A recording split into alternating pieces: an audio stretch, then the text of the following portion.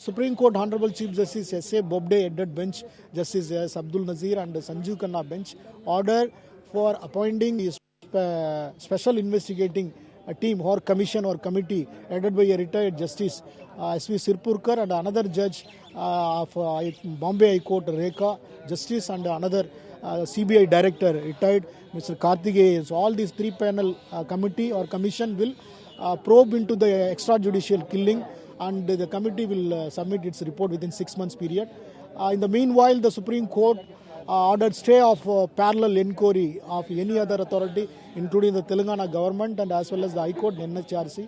So all the other parallel inquiry or investigation now the stayed by the Supreme Court.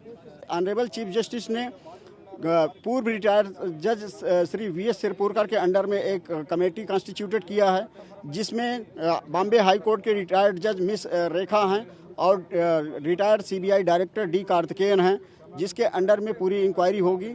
ये तीनों लोग जाकर के हैदराबाद में बैठ कर के अपनी कमेटी फार्मुलेट करेंगे, उसके बाद अपनी डे टू डे रिपोर्टिंग करेंगे।